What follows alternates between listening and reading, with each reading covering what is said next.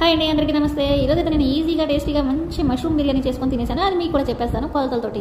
చాలా టేస్టీగా ఉంటుంది, అసలు మీ టేస్ట్ మిస్ అవుతుంది. ఇప్పుడైతే ఒక కుక్కర్ తీసుకోండి, గ్యాస్ ఆన్ చేయండి, నెయ్యి అయితే వేసుకోండి. నాకు ఆప్షన్ లేక ఆయిల్ వేసుకున్నాను. 2 యాలకులు, 2 లవంగాలు, ఒక దాల్చిన చెక్క ఉంటే బిర్యానీ ఒక వేసుకోండి.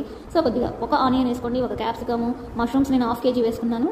సో ఇందులో సాఫ్రాన్ మా ఇంట్లో ఉంది కాబట్టి అవైలబిలిటీ వేసుకున్నాను. కొద్దిగా అల్లం వెల్లుల్లి పేస్ట్, సాల్ట్ అంతే. ఒక్కసారి గిరా తిప్పేసేసి ఒక 5 నిమిషాలు మామూలు లిడ్ పెట్టి క్లోజ్ చేయండి. అంతే. చూసారా ఎంత మంచి అరోమా వస్తుందో. ఇందులో పుదీనా కొత్తిమీర ఉంటే కూడా మీరు వేసేసుకోండి, ఓకేనా. ఇప్పుడు కొద్దిగా పొడి మసాలా వేసుకోండి. నేనైతే 1/2 kg మష్రూమ్కి 1/2 kg రైస్ మాత్రమే తీసుకున్నాను అనమాట. ఇప్పుడు ఈ 1/2 kg రైస్కి 1/2 లీటర్ నీళ్ళే పోసాను, కుక్కర్ కాబట్టి. సో ఇప్పుడు అన్నీ వేసేసి సరిపడా నీళ్ళు పెట్టేసుకొని నేనైతే 3 విజిల్స్ రానిచ్చేసాను అనమాట. అసలు ఎంత టేస్టీగా ఉంటుందంటే ఆ ఫ్లేవర్, బిర్యానీ ఫ్లేవర్ హెవీగా ఉండదు, అలా అని చెప్పేసి లోగా ఉండదు. చాలా మంచి ఫ్లేవర్ ఉంటుంది, ఫీల్ ఉంటుంది, హ్యాపీగా అనిపిస్తుంది అనమాట మనకి ఫీలింగ్. సో ముందు మీకైతే రెడీ అయిపోయింది చాలా టేస్టీ యమ్మీ బిర్యానీ. అది మష్రూమ్ బిర్యానీ.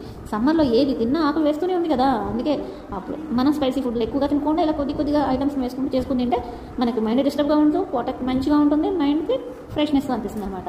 సో ఈ సింపుల్ రెసిపీని నేనైతే పెరుగు చట్నీతోటి నేను, మా పిల్లలు, మా హస్బెండ్ ఎంజాయ్ చేసేసాను. మరి మీకు నచ్చిందా? మీరు ఒకసారి ట్రై చేయండి.